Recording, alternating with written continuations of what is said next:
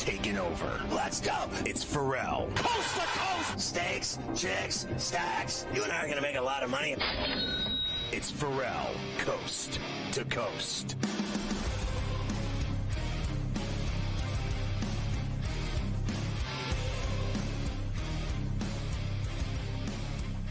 So, into the coup de grace, the final hour here on C2C. Good to have you with us. I'm Ferrall, along with Carver High in New York City. What did Rantanen have to say after another spectacular performance by him carrying the Dallas Stars to victory? Can I spew news this first before I get to Rantanen? Because this is just ridiculous. Look, what is happening? The Ravens just released Justin Tucker, their kicker, right? Now, we have done all the stories about Justin Tucker over the past couple months. More than a dozen massage therapists or various Baltimore area spas have accused him of inappropriate sexual behavior. Yada, yada. We've done all that. So they release him today. And then the Ravens put out this dopey statement where they actually have the stones to say that it's a football decision. It's a football-only decision. They were not releasing him because of any of the allegations or anything else. Just a football decision. They drafted some kicker late in the draft, and they're getting rid of him. They drafted the kicker, Scotty, you know this, because their kicker's finished. That's, you know what's going to go on here. Same thing with Watson. Why is it a football decision? You tell me what football decision there was to them releasing him today, Justin Tucker. No football decision. Come on. I'll tell you what the football decision was. He had plenty of onside kicks at the massage parlors. Believe me, your boy, he's got nothing but problems. They drafted a kicker to replace his ass because he has been accused of horrific crimes, and they're done with him. Like, they're going to let him deal with his crimes and misdemeanors and felonies and lawyers and lawsuits and courtrooms.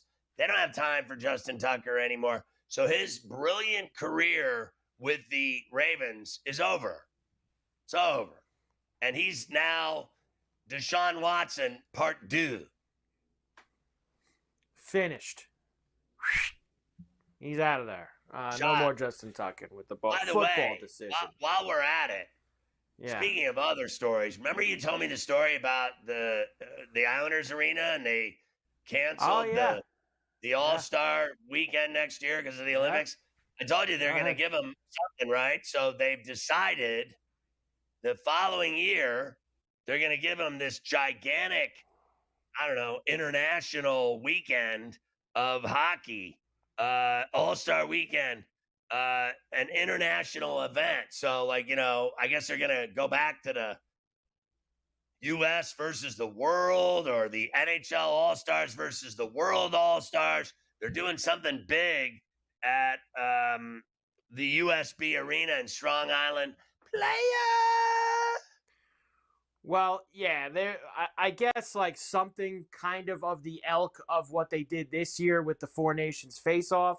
I guess something in that kind of area, because they made the official announcement today that the All-Star game is off next year. I know we talked about it and it was in the works, but they made it official. Well, they screwed them. And then the legal people, not the legal people, the politicians, let's say, started to get involved today because the governor, that Hochul chick, sent a letter to Gary Bettman about how much money he's costing in what was going to be revenue. She's probably not wrong about that. No. I told you how upset the fan base is, the season ticket holder fan base. They'd get it a year later. Right. Now, what would you rather go to? I'll ask you this. Would you rather go to one of those All-Star games, or what you saw, the high level of that USA-Canada game in the Four Nations face-off that we watched in February? Which would you rather go to if you had the chance? I'd rather go to that. Yeah. So if you get that at UBS Arena, something like that has that kind of gas, the people shouldn't complain, because it's going to be an all-star type level game, which will hopefully have some meaning to it. And if they get that, then fine. But they got to get something. Just do that again, period, and be done with all this other secrecy and nonsense. Right. Just go back to exactly. Just make it every other Did year. they not just try every to 2 sell years. us that Hellebuck and Bennington were the 2 Four Nations finalists goalies, and that it was the Yeah. greatest event ever? Why not just have it constantly? Right. Yeah. Just go do that. It'd be better than All-Star games. The All-Star games aren't Especially great. Like with I said. how much Canada hates America. Like, why not have Yes. why not have all this hatred come out on the ice and have Right. play for they say the world's. Let's just get real here for a second. I mean, like, very few of us give a rat's ass about the world's. 40 Nobody does. under 18, and nobody cares. But they sure cared about that Four Nations, because Canada's still lapping it up. They're still talking about winning that. So, and then we beat them in the one game and then lost to them in the final, and they've been lapping it up ever since. So have that again, and we can find out who really hates each other. Do something, but yeah, they're going to be crying unless they get something to that ilk. All right, now we'll swing back all the way back around to Rantanen and finish this off. Of course, we heard the goals from earlier. Now let's hear him about beating his old team, the Avalanche. Well, I don't know. It's like I've said before, when I got traded, it's business, and obviously things happened not the way I expected to happen, but it's business, like I've said many times, and I don't know, revenge. I'm just happy to win another team in the playoffs. It doesn't matter who it is. So I'm just happy to be on the winning side and move on here.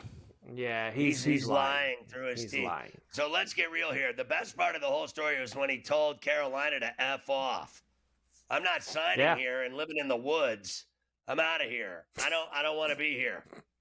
So they traded him. That's the reality. I told you, when I stayed in that hotel and I called games at that dump, I was like, oh my God.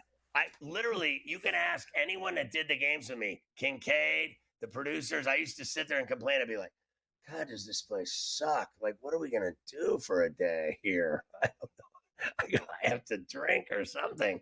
It's so boring here. But he wanted out of there so fast, and he ended up in Dallas tax-free, and he got a fat extension. He signed a deal for like 8 years and like $500 billion. So now he's playing on this team. And then what happens? They go, because Carolina's still really good, but it still sucks there, okay? And they're going to lose at some point. They're going to lose. They always do. And Dallas is playing in the Western Semi, and he's loving life and paying no taxes. He got the best of both worlds. He got out of there, and he got a deal to play for a team, and they gave him a bank, and he doesn't have to pay taxes. Is there anything better than that? No. Not a bad situation for him at all. And now he has a lasting Game 7 legacy against his old team. And I didn't realize Colorado's been losing Game 7s forever now, too. They got big problems. You talk about Harden having problems in Game 7s. The Colorado Avalanche, they got problems in Game 7s. They never win them. Is that right? 7 straight they've lost? Yes. 7 straight. Yes. I believe that might even be 8. That might have been 8 on Saturday night. You lose. Winnipeg will play Dallas now. Dallas is the favorite, minus $1.66. Winnipeg plus 138. They will play Game 1 of their series Wednesday night in Winnipeg. Winnipeg has the home ice for that series. Those are tiny morsels, those odds. So that's very sketchy, scary stuff. Picking a winner there. I'm leaning Dallas. I think, obviously, after what I just saw, the Jets can beat anybody. So I have no idea whatsoever.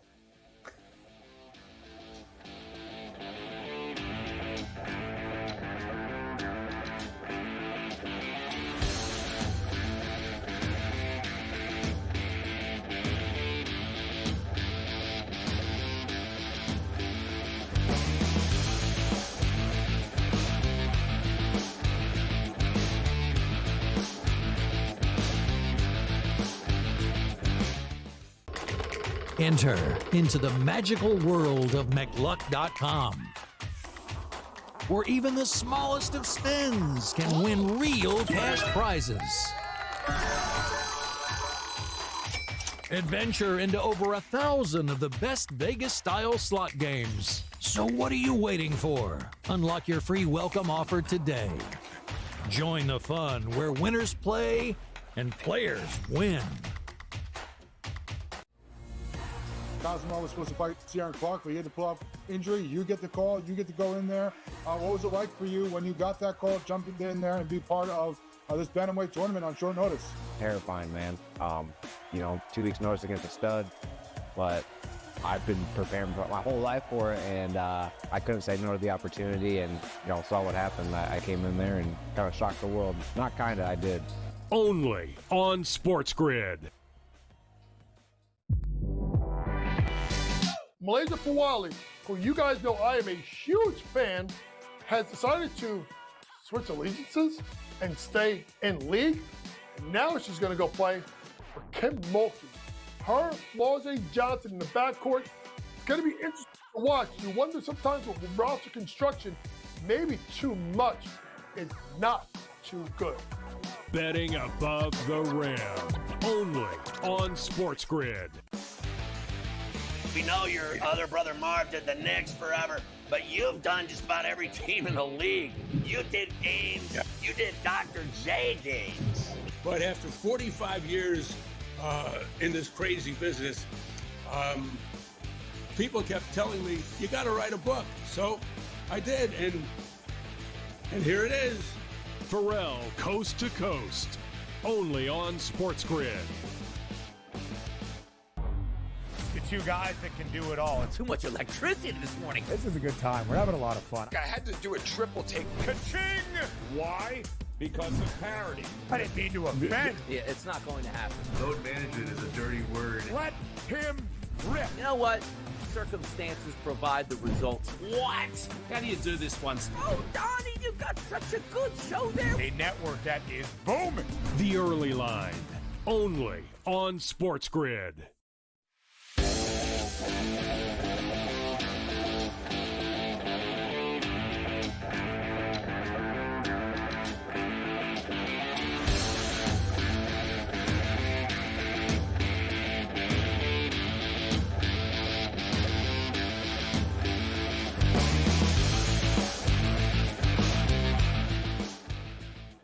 There's a great one tonight north of the border at Scotiabank in the Stanley Cup playoffs. It's the Eastern Conference Semi, Game 1 in Toronto. It certainly is. We will start the second round of the Stanley Cup playoffs up there north of the border. We'll start by hearing, and there it is. Look at that. The whole thing. Whoa. 8 teams left in the Stanley Cup playoffs as well. That's fancy. And now we begin the second round tonight in Toronto. Here's Leafs head coach Craig Berube on face, of course, a very tough to face the Panthers. They've won the Cup last year. They're a tough physical team. They like to get under your skin.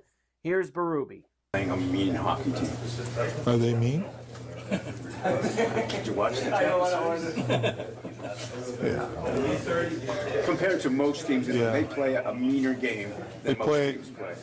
Or a harder game. They play a hard game. I agree. They're, they forecheck hard and they're physical and they're in your face the whole game. I don't necessarily think it's mean. I mean, that's just their game. I think our guys, we're a physical team too. And, we got to go out and be physical ourselves. We got to initiate as much as possible. And yeah, you're going to get banged around, and they're going to come, and they're going to hit, and they're going to do all, that's just part of it. And I thought, Ottawa did the same thing to us. They were physical, they were honest, they were hitting, and I thought we handled it well. Yeah, I thought Ottawa was way more physical than Toronto, and I thought Toronto was maybe more skilled. I think that they got all the, star scorers, and I think they took advantage of that, and I thought their goalie was better. And I think the difference for me is Craig Berube was a tough guy, so no one's going to scare him. Like when he played, he was a badass. He was a dirty, ruthless, no-teeth fighter, and that's what he was.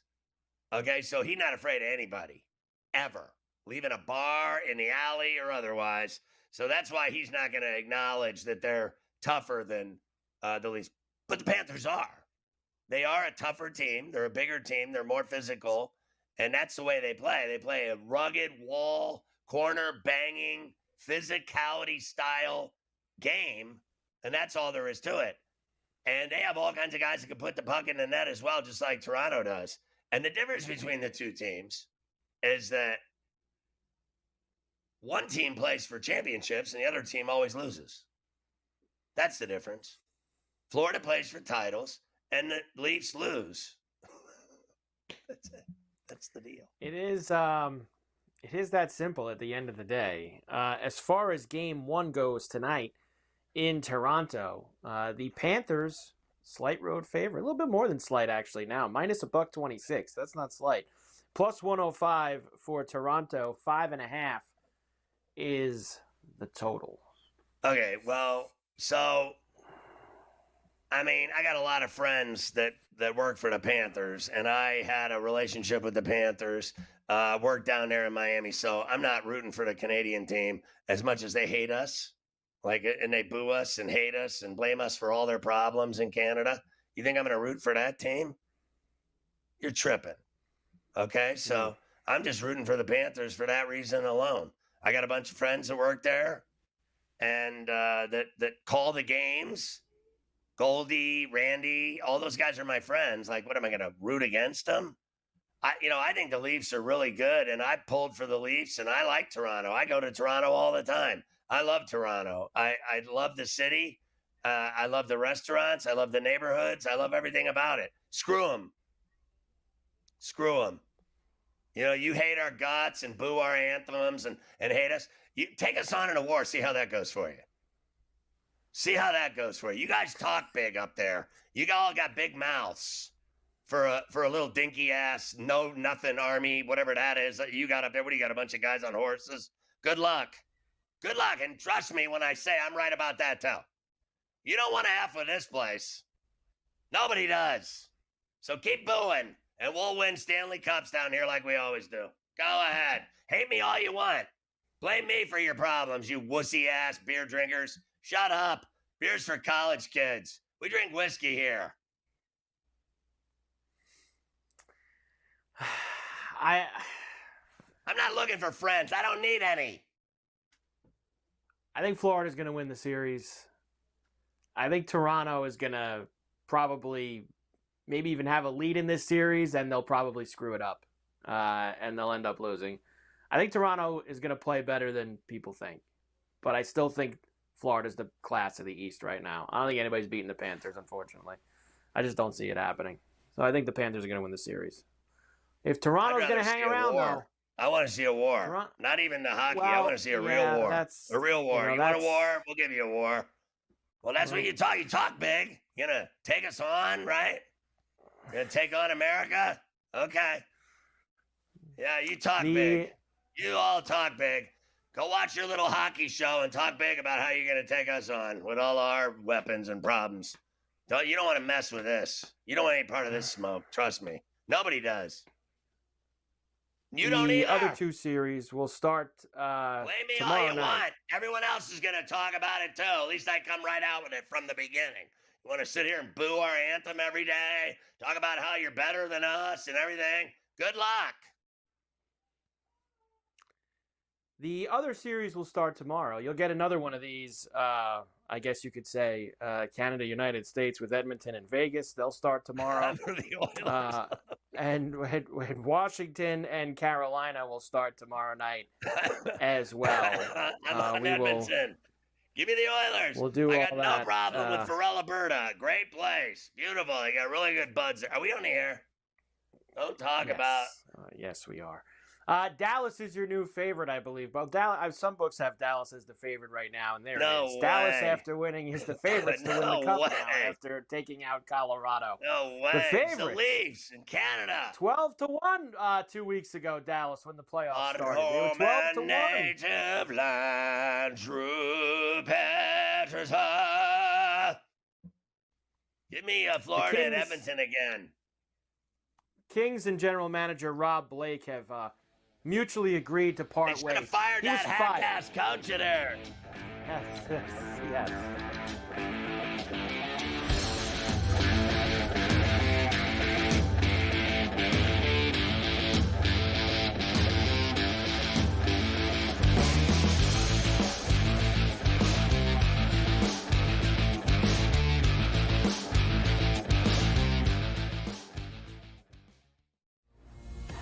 Cosmo was supposed to fight Ciaran Clark, but he had to pull off injury. You get the call. You get to go in there. What was it like for you when you got that call, jumping in there and be part of this bantamweight tournament on short notice? Terrifying, man. 2 weeks notice against a stud, but I've been preparing for my whole life for it, and I couldn't say no to the opportunity, and saw what happened. I came in there and kind of shocked the world. Not kind of, I did. Only on SportsGrid. Malaysia Fawali, who you guys know I am a huge fan, has decided to switch allegiances and stay in league. And now she's going to go play for Kim Mulkey. Her, Flau'jae Johnson in the backcourt. It's going to be interesting to watch. You wonder sometimes with roster construction, maybe too much is not too good. Betting above the rim. Only on SportsGrid. We know your other brother Marv did the Knicks forever, but you've done just about every team in the league. You did Ames. You did Dr. J Dames. But after 45 years in this crazy business, people kept telling me, you got to write a book. So I did, and here it is. Ferrall, Coast to Coast. Only on SportsGrid. The two guys that can do it all. Too much electricity this morning. This is a good time. We're having a lot of fun. I had to do a triple take. Ka-ching! Why? Because of parity. I didn't mean to offend. Yeah, it's not going to happen. Load management is a dirty word. Let him rip. You know what? Circumstances provide the results. What? How do you do this one? Oh, Donnie, you got such a good show there. A network that is booming. The Early Line. Only on SportsGrid.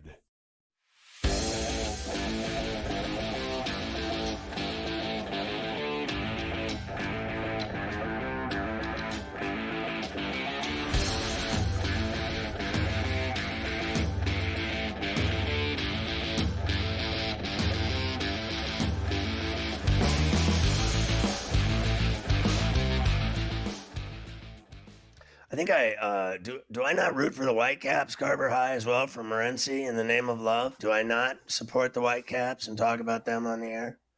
Vancouver's a beautiful city. I suppose you do, yeah. I think you do. I like the Whitecaps. Toronto. I can't help the fact that the Leafs choke every year since 1967. You can blame anyone you want. Don't blame me for that. I mean, honestly, I like Wahlburgers at Pearson Airport. It's a great burger spot. I root for things there. I mean, I really do. But all these people turning on us and hating us, for what reason? You blame Carver High and I for your problems? Wussy ass. Look, they've got some great establishments there. There's a couple really fun places. Across the street from the arena. These people. They used to have that. What do you Loose mean, Moose, you people? right across the street from the arena with good beer on tap there. So Great there's beer. Labatt Blue. There's a lot of that going on. Yeah, the Alexander Keiths, etc. All right, baseball. Let's go quickly. Rays beat the Yankees 7-5. I would say the Yankees. They're not great. Now Max Fried's good. He pitched 7 shutout innings on Friday night. He's got a 1.01 ERA. It's the lowest in Yankees history through someone's first 7 starts. It feels like, and I don't know what it is, maybe it's because Judge is having such an unbelievable start to the year. Maybe I feel like the Max Fried thing isn't being talked about at all. Like, I don't even think people know he plays for the Yankees in New York right now. Like, he has been ridiculous the first month of the season, Max Fried. It's like nobody even mentions him. They don't mention it. They talk more about the guy that's gone. Garrett Cole, today there's stories about him, and they put a piece in his elbow and all the rest. Tommy Johnny's wearing a brace. They talk more about him, and he's gone for a year. They talk more about him than they do the guy that wins every time he pitches for him. I think Fried Chicken's been excellent. He's been unbelievable. The Cards swept the doubleheader from the Mets. What a shame. That was out in St. Louis. Royals beat the Orioles 11-6. There was 11 homers hit in that game. 7 of them were by the Royals. That set a new franchise record. Of course, they hit 7 home runs, but none of them were from Salvador Perez, which bothered me yesterday. I'm just letting you know that now. He had a ticket on it. But yes, that's precisely what happened, and he didn't homer, of course. Twins beat the Red Sox 5-4 yesterday. Over the weekend, they got bad news. Tristan Casas, their first baseman, suffered a ruptured left patellar tendon. What a shame. He's finished. He's done for the year, Casas. Padres He beat didn't the matter Pirates 4-0. anyway. He had not mattered. They thought he was going to matter this year, but he had not mattered this year. The Padres beat the Pirates 4-0. That was the only team that swept this weekend. Of all the series in baseball, the Padres sweep the Pirates. But I think the guy that fell out of the stands is doing better. Doing better. That's more important than the Pirates winning a game. Is that guy that fell is doing really good, and he's starting to do better, which is a great sign. Cleveland beat Toronto. The A's beat the Marlins 3-2. Did you see that? You sent me the notes, and I actually have been starting to sprinkle him in here once in a while. This Kyle Stowers of the Marlins, who they got from the Orioles in that trade last year, top 10 in average, RBIs, OPS. I told you the other kid, Ramirez, that catcher they brought up, who hit Marlins maybe acquiring some bats for once in their life. Marlins actually have some guys who can hit. It's 0-3 all over again. Right. The Diamondbacks beat the Phillies 11-9 in 10 innings. Josh Naylor had the go-ahead hit. They played wild games all weekend in Philadelphia, the Snakes and the Phillies. At the bank, it's always wild games there. The Brewers beat the Cubs 4-0. Imanaga left that game. Did you see him pull up Lamb? He hurt his hamstring trying to cover first base. Not a good scene for him. The White Sox took 2 out of 3 from the Astros, including you had them Friday night with the Bull jerseys on, and they beat the Astros that night, and they ended up taking 2 out of 3 from them throughout the weekend. So nice job there. Rangers beat Seattle. They got 10 wins, but we hit them Friday night in the City Connect. The Giants lost that first game to the Rockies Thursday. They beat them the next 3 at Oracle. They took 3 out of 4 from them. Willie Adames had 2 homers yesterday. The Tigers beat the hell out of the Angels all weekend in Anaheim. Why not? I mean, they smashed them. They beat them 13-1 yesterday. Kerry Carpenter was 4 for 6 with a homer and 5 RBIs. And I had him yesterday, which was a good thing. They scored 34 runs this weekend, the most in a series since 2013. Friday night, they hit 4 homers in the 9th inning. Riley Green had 2 of them. Scooble's been dominant. The Dodgers put Tommy Edman on the IL. They lost to the Braves last night to snap their win streak. Austin Riley had 2 home runs in that game. Well, I hope you'll show the Star Wars food later.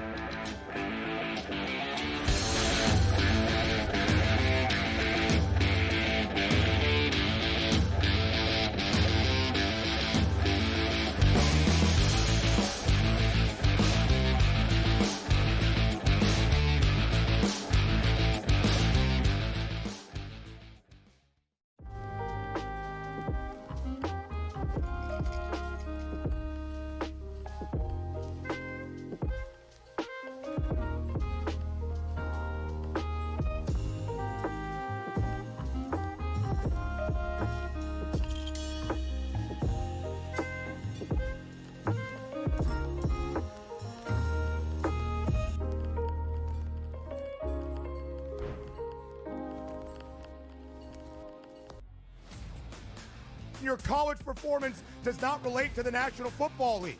It never does. They played side by side with each other, and he wasn't as good as Quinn Ewers. That's an issue. That's a major issue. It wasn't that it wasn't as good as Quinn Ewers. Ever got to Texas. It wasn't that it wasn't as good as Quinn Ewers. It was Quinn Ewers' program, which Steve Sarkisian made very clear the entirety of the time that Arch Manning was in Austin. So for you to argue that because Ewers is a 7th-round pick, Arch Manning is not that good and not deserving of being first overall is asinine. It is wrong. It is incorrect. He's going to be number 1 overall. My whole thing was I'm buying you're doing your thing now where you double down on a take that is incorrect. The best quarterback prospect to ever hit college football can't play He's over not, a 7th-round pick There were 2 who didn't even play good quarterback recruits in the history of the sport. Quinn Ewers couldn't even play at Ohio State. He couldn't even play at Ohio State. Quinn Ewers. Go look it up.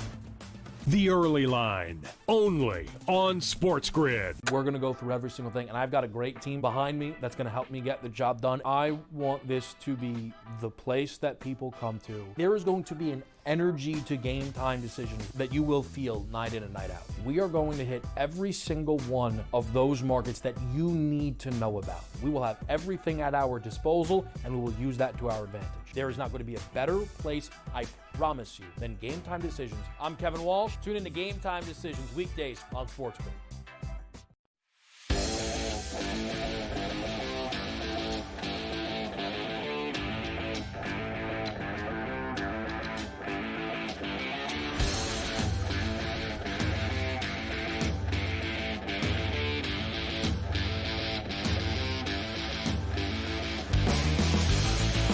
And we are back from coast to coast here on a Monday. Carver High here with you.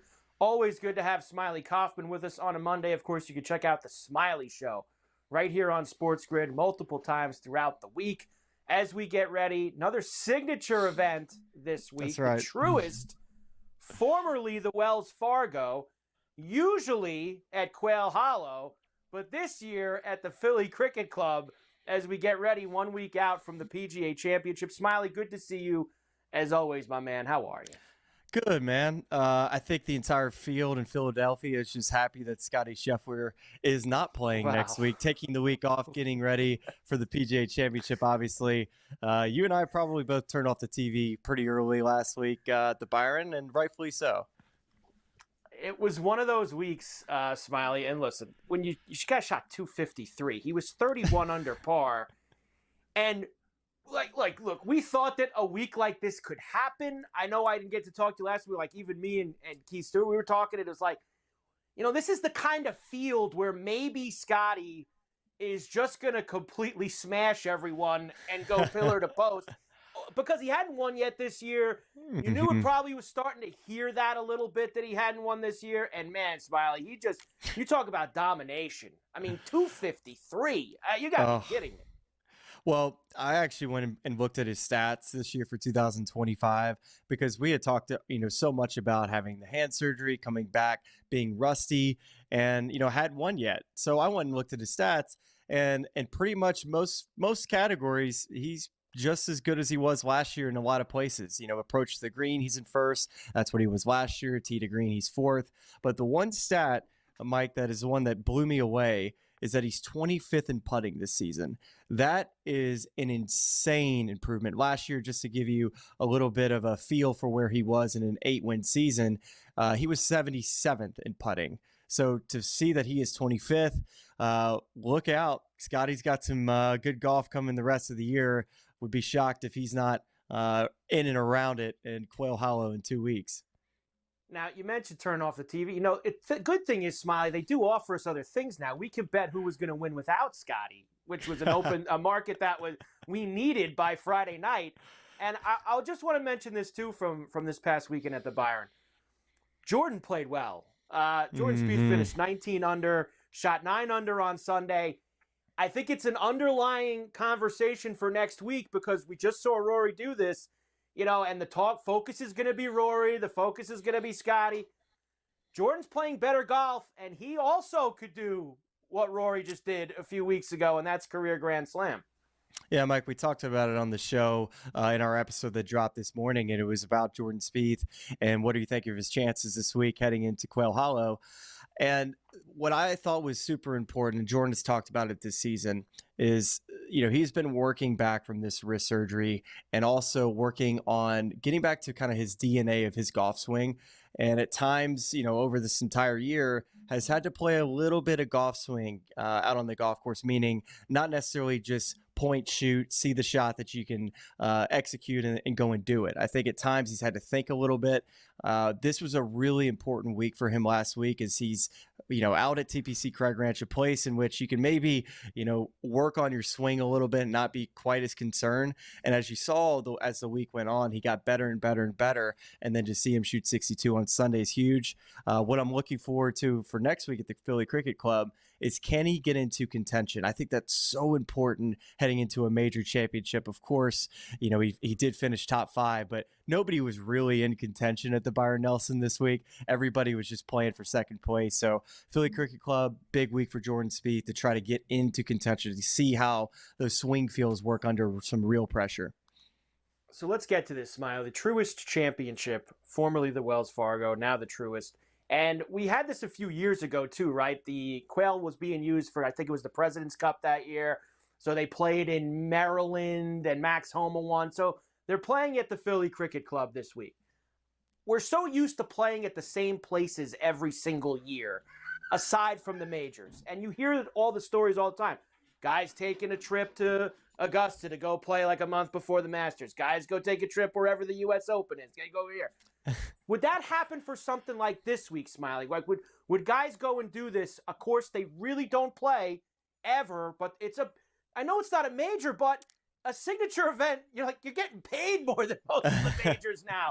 Do you think guys have gone and checked this place out before this week, or is this all brand new? It's going to be brand new for just about everybody, unless they just happen to be in the Philly area and they knew a member that wanted to have them out. That's pretty much the only experience that many of these players, unless they just grew up in the Northeast area, right?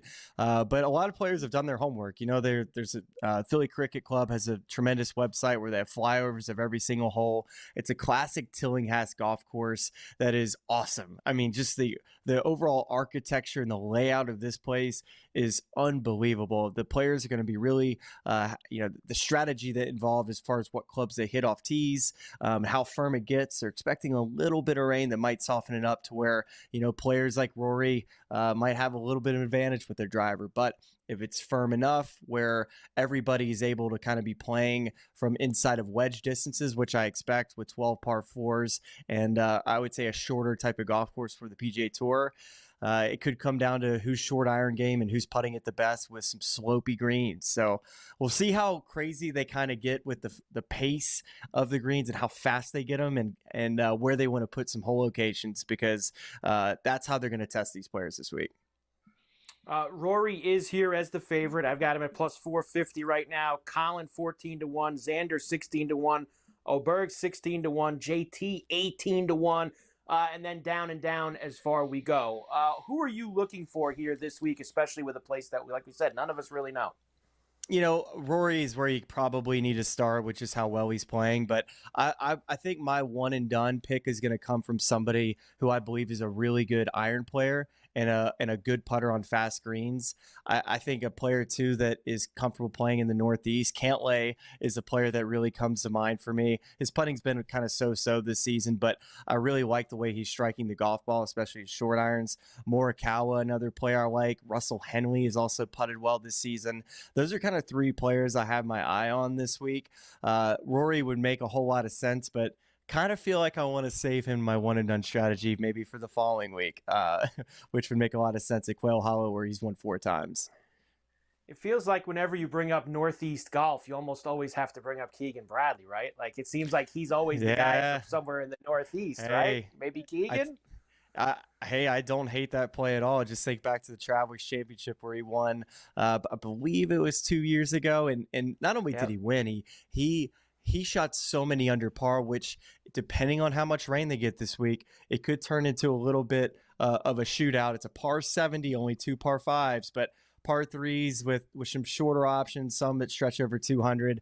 I still think the weather and how fast and firm they can get this golf course is going to be how they test these players unless they get some wind. How excited are you for next week at Quail as we start to get the storylines? And usually Scotty's been the favorite for every major for like the last 3 years, no doubt about it. I see the same odds as Rory now, both 5-1, both co-favorites going into this. And rightfully so. I mean, I thought if Rory didn't get the job done at Augusta National, I think we would have all pointed to this event for Rory this year. It's a perfect golf course for him. He hits it so far. His iron game is just ridiculous as far as just how he can his driver's a weapon. It sets up his entire game. So Rory, obviously, it makes sense that he's the favorite. But to me, Mike, it just seems like we're going to see another version of Rory and Bryson DeChambeau, throw in Scotty Scheffler, and then you pick a JT, throw in another name. But it just seems like we're kind of heading towards a really fun major season with some really top-end talent. Bryson coming off a live win in Korea this past weekend as well as he gets ready for next week. Smiley, I can't wait to talk to you next week ahead of the PGA Championship. at Quail Hollow. Let's go, baby. Check out the Smiley Show right here on the grid. Back after.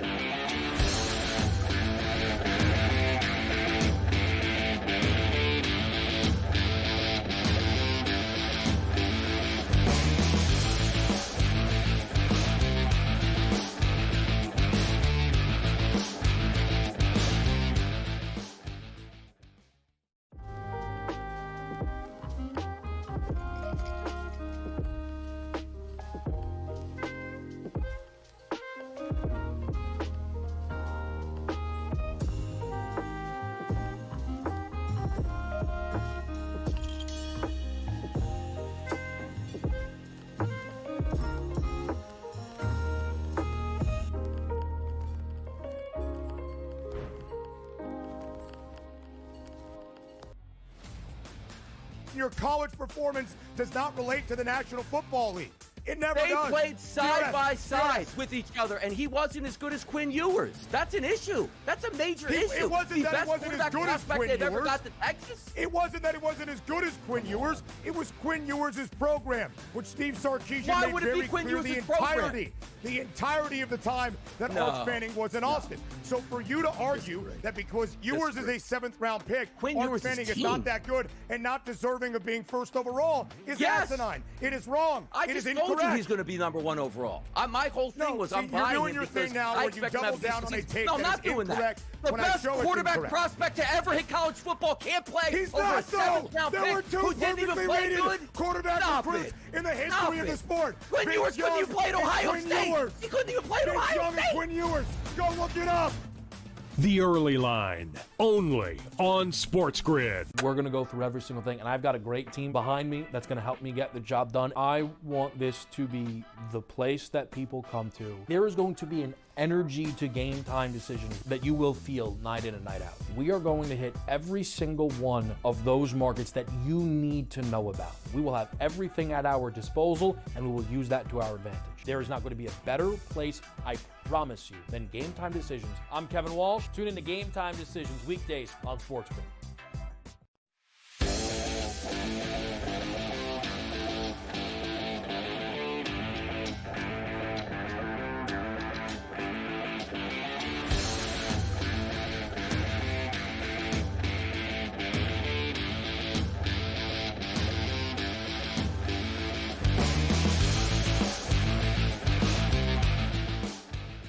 Your boy Smiley getting involved. All right, Carver High. I'm excited to see what they do at that cricket club. That place is no joke outside of Philly.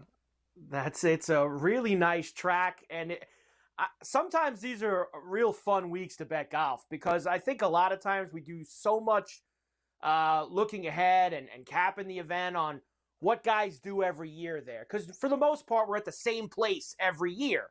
You know, Right. like TPC Craig Ranch this past week for the Byron Nelson. We never play the Philly Cricket Club. They never go there. So for these guys to be put in a place where there's usually any big events like this, it's a hard week to try to narrow some guys down. So you got to go with some good recent form and some other things. We'll have all of it on Golf Wednesday this week.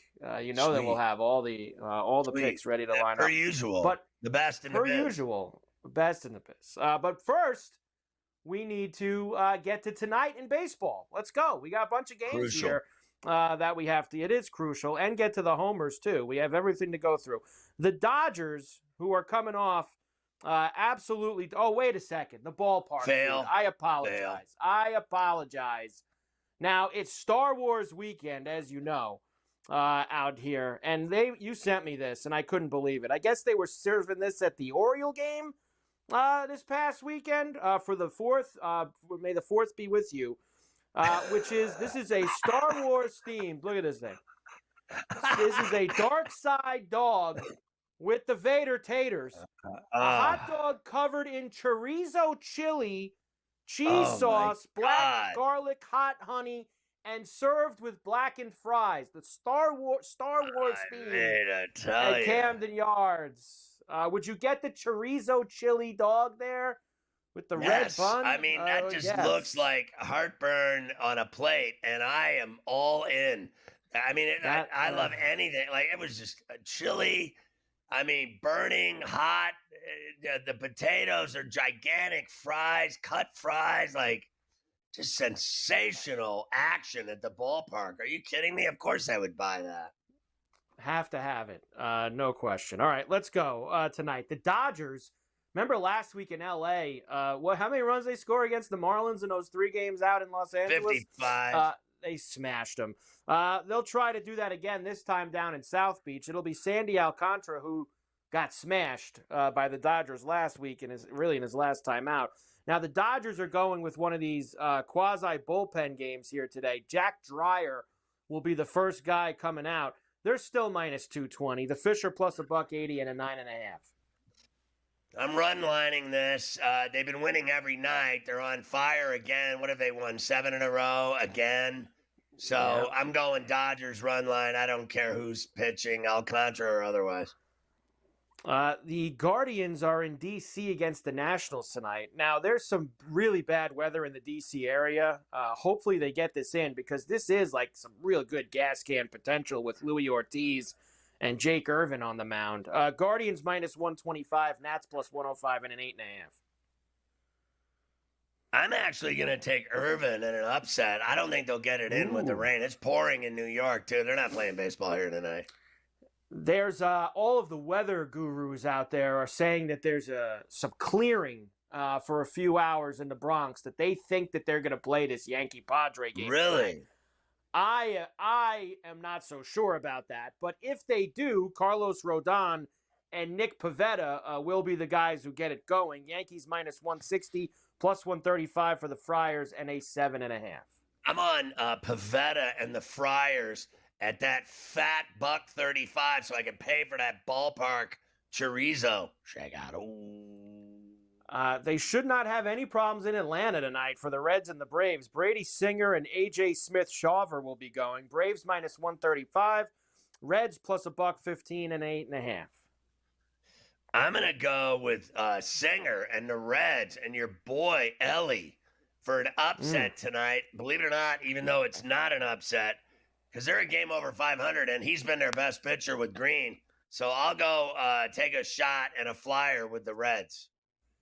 The White Sox will be in Kansas City against the Royals. Shane Smith against Cole Reagans, who returns after missing a start. Minus 225 for the Royals, plus $1.85 for the Sox, and a 7.5. I'm on Ronald Reagans tonight at the K. Astros and Brewers in Milwaukee. Ronel Blanco and Tobias Myers. Brewers the small favorite, minus 115 and 8.5. God, I'm going to go Brewers at home for absolutely no reason whatsoever. I'm going to go with Michael Myers and a murder. Giants and the Cubbies at Wrigley. Landon Raup and Matthew Boyd. Cubbies minus 175. Giants plus $1.45. Total 7.5. The wind is blowing in tonight at Wrigley. So might be hard to get some balls in the air for some taters there tonight.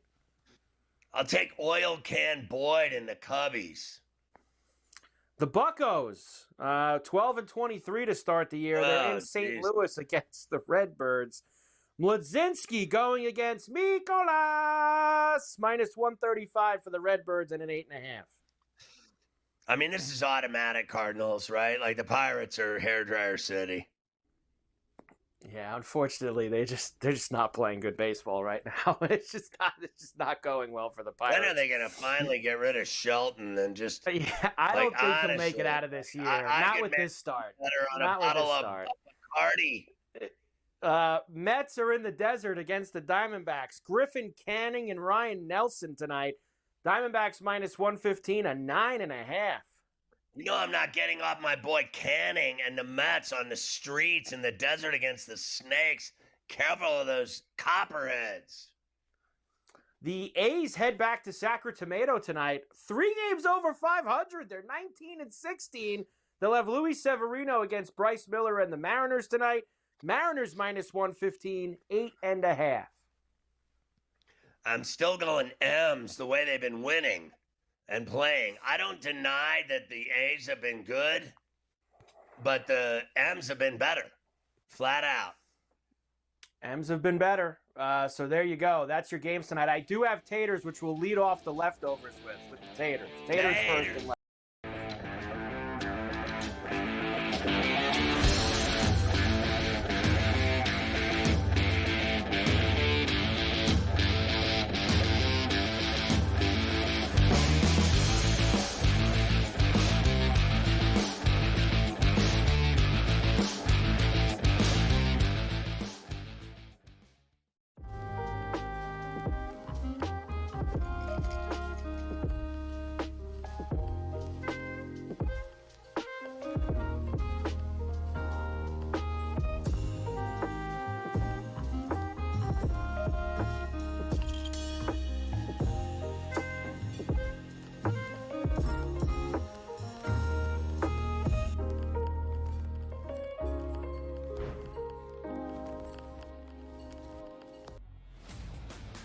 Your college performance does not relate to the National Football League. It never They does. played side by side with each other, and he wasn't as good as Quinn Ewers. That's an issue. That's a major issue. It wasn't that it wasn't as good as Quinn they've ever Ewers. got to Texas. It wasn't that it wasn't as good as Quinn Ewers. It was Quinn Ewers' program, which Steve Sarkisian Why made would it be very Quinn clear Ewers' the entirety of the time that Arch Manning was in Austin. So for you to argue that because Ewers is a 7th-round pick, Arch Manning is not that good and not deserving of being first overall is asinine. It is wrong. It is I just incorrect. told you he's going to be number 1 overall. My whole thing was I'm buying you're doing your thing now where you double down on a take No, I'm that not is doing incorrect that. The when I best show it's quarterback incorrect. prospect to ever hit college football can't play He's over not, a 7th-round There were pick two who didn't even perfectly play rated good. quarterback Stop recruits it. in the history Stop of the it. sport. Quinn Vince Ewers couldn't Young even play at and Ohio Quinn State. Ewers. He couldn't even play at Vince Ohio Young State. and Quinn Ewers. Go look it up. The Early Line, only on SportsGrid. We're going to go through every single thing, and I've got a great team behind me that's going to help me get the job done. I want this to be the place that people come to. There is going to be an energy to game time decisions that you will feel night in and night out. We are going to hit every single one of those markets that you need to know about. We will have everything at our disposal, and we will use that to our advantage. There is not going to be a better place, I promise you, than Game Time Decisions. I'm Kevin Walsh. Tune in to Game Time Decisions weekdays on SportsGrid.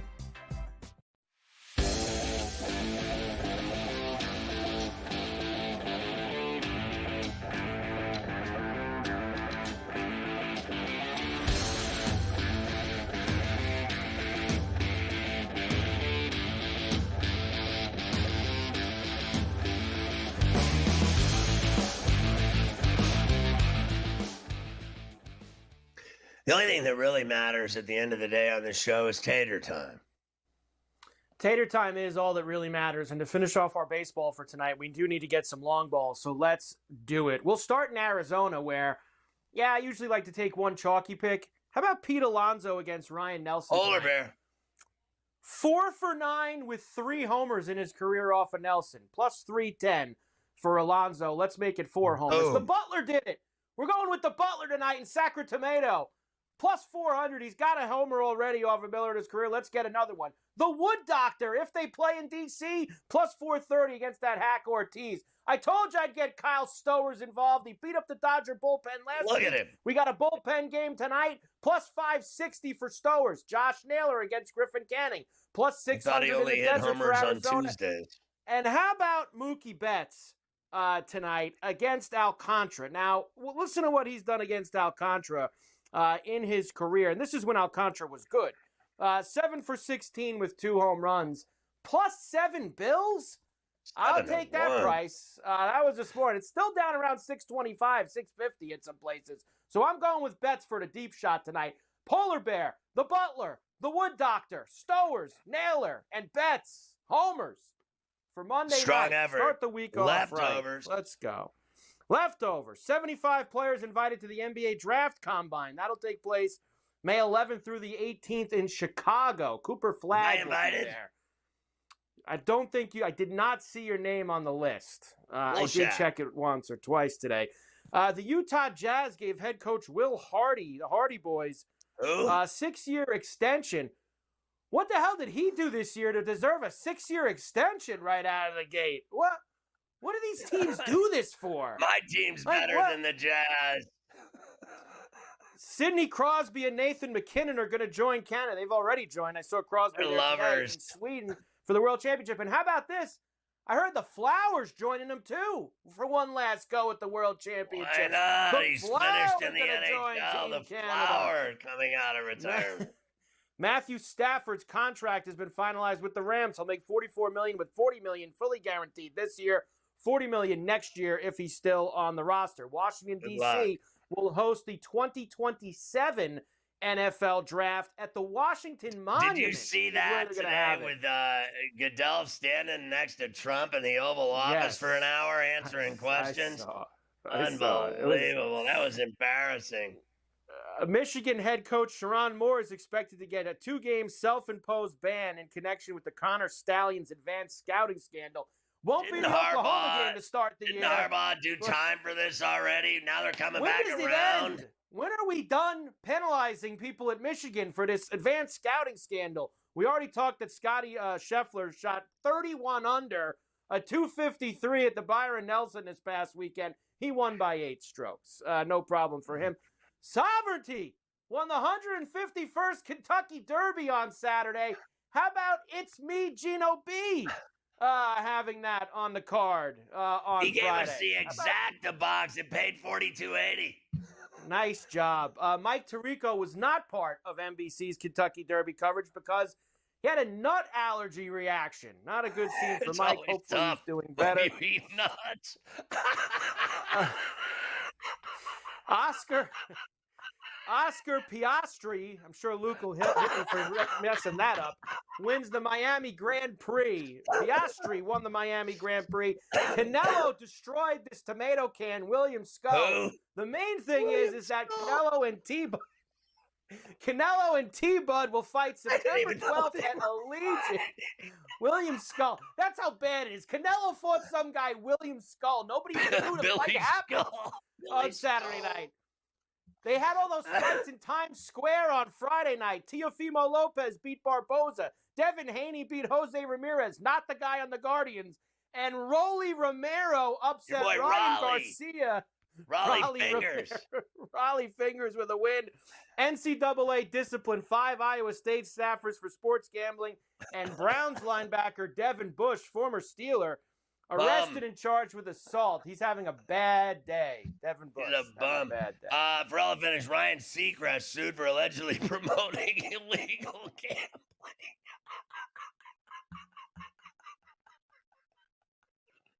Where did we come up with this stuff? It's just great. The Jerky Boys founder plans to return to the big screen 30 years after the film debut of the Jerky Boys.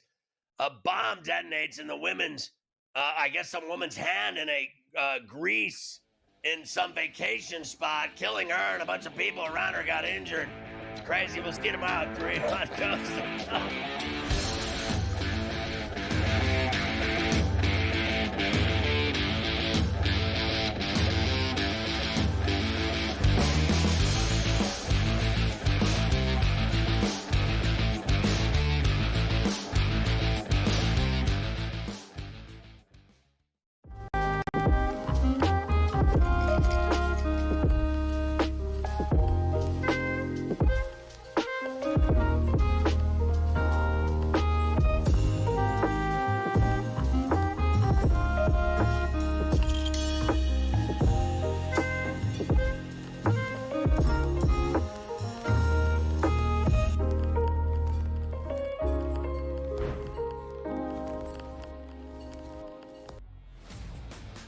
Your college performance does not relate to the National Football League.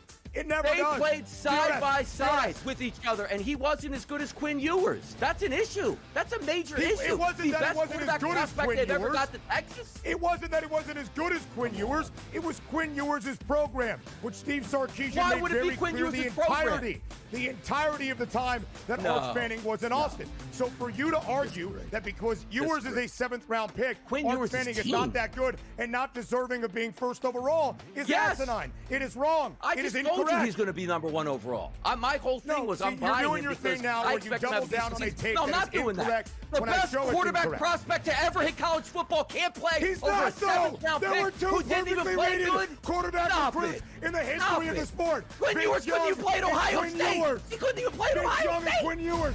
Go look it up.